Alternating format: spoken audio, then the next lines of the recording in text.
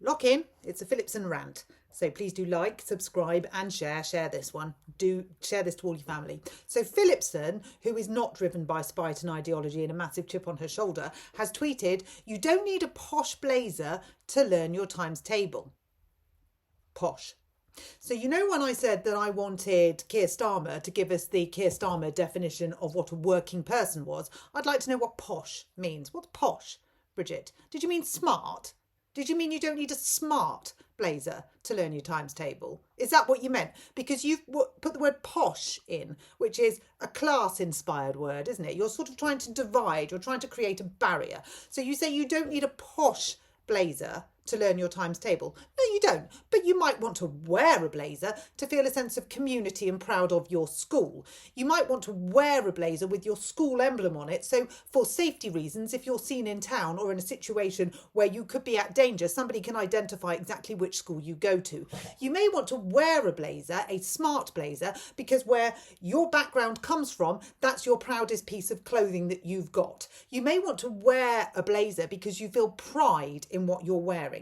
You may want your children to wear a blazer because you're proud of the fact that you can get them a blazer, even if it was £1 from the secondhand uniform shop. And I can tell you for a fact that's where my kids' blazers come from. You can wear a blazer with pride, which has nothing to do with your class, but has everything to do with your standards. And as I've said before, Bridget, money can't buy you class, which is unfortunate for you because however many millions you've got in the bank, you're still never going to get what you think you should have. Class, my love, is about your breeding. It's about your standards. It's about your morals. When you refer to a blazer, a piece of clothing, as posh, we know exactly what we need to hear from you.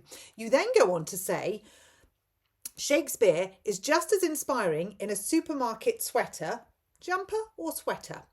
I would say for many kids, Shakespeare is not remotely inspiring. I'd say for many children, Shakespeare is about the least inspiring thing that they could possibly have put in front of them. Not all kids, and I do agree with elements of Shakespeare being on the national curriculum, but for many children, Shakespeare is a step too far, whether it be in a blazer or a sweater or a jumper or in a hoodie. It doesn't matter what you're wearing. If you don't get Shakespeare, you don't get Shakespeare. And that says to me so much about your ideology and also about your understanding of children and their interpretation of what's on the curriculum these days. It has nothing to do with what you wear. But your party, you seem to be very concerned with what people wear. I mean, we've got lovely Angela big bother boots that she wore to see Prince Charles. Now, when people made some comments about that, there was a big backlash from Labour about commenting on people's clothes, what they wore, what their identity was. Yet here you are classifying a smart blazer. What if a child wants to wear a uniform because that's where they identify? That's where they feel proud. That's where they feel a sense of community and family. I mean, are we going to get rid of all uniforms now? So if we go to brownies, rainbows, cubs, scouts, we're not going to wear a uniform for that. No, we're going to get rid of it because it's posh, because it's not the supermarket version. I mean, what are we doing? Do we just want the state-controlled uniform for all children in all schools? Is that what we're looking for? Or are we trying to be a bit chippy and talk about something that you think sets children apart in a negative way, whereas many families and children thinks it actually brings children together in a positive way? If we're all in school wearing a uniform, are we worried about the fact that we couldn't afford the pair of trainers that child over there has, and we couldn't afford the jumper that child over there has, and we couldn't afford the skirt that child is wearing, and we couldn't afford the coat that child is wearing? Or if we're all wearing the same items of clothing, do we feel as though we're slightly more on a level playing field? I would argue the latter. And when for children, image is everything, which I really wish it wasn't, but when it is, and you start highlighting imaging, how do we think that helps our kids in our society today? I'll give you an answer, Bridget. It absolutely categorically doesn't. This tweet just shows you for what you are, which is mean-spirited. which is vindictive and which is somebody who has a massive class issue on her shoulder. I've written so many notes down on here. I've talked about tradition. What about the tradition of a uniform? What about, did you ever have a Sunday dress and your Sunday shoes? I did, and I had a party dress, and it was something that I looked after because I wore it for my best. And sometimes I would wear my school shoes with my party shoes because I didn't have any other shoes, so I wore my school shoes that I would polish with my party dress.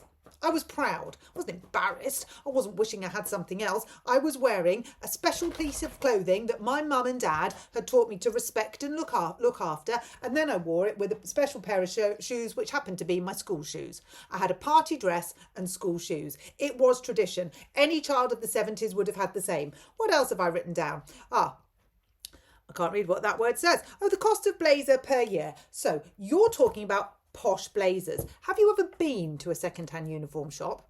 Have you ever been to the PTA second-hand uniform sale, which generally happens in the school hall, and which is where parents either donate their second-hand uniform and the money goes to the Parents Association, or they get their money back from it if it's sold? Have you done that? Have you got the Facebook selling page for your school where you can sell little pieces of uniform here and there, make a little bit of money here and there, and you can buy a uniform here and there? Have you done that? Would you do that? Or do you just want us all to go to supermarkets to buy it, when in fact we could get it for a cheaper rate within our community? What about all the family-run businesses that run the school uniform shops? What have you got against them? Is it aspiration? Is it about the fact that they've made a successful business and you don't like that? You don't want them to have a family business, so you'd like to close that down. So we're going to get rid of branding. We're going to get rid of logos, unless, of course, it's the Labour blazer. And then we could probably have that, couldn't we, Bridget? We could all have a blazer at school that says the Labour Party. I mean, I'm amazed that you're not welcoming them into year 7, getting them to choose their GCSE options, and then getting them to tick a form that says they're part of the Labour Party, you know,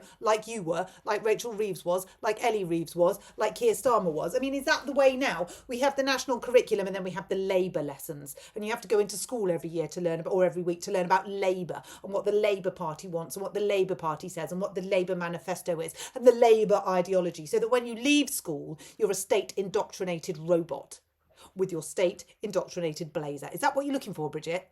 Is it? I think on this one, not only have you shown your true colours and your true logo, my love, you have shown just how deeply disconnected you are with parents and children, most importantly with education.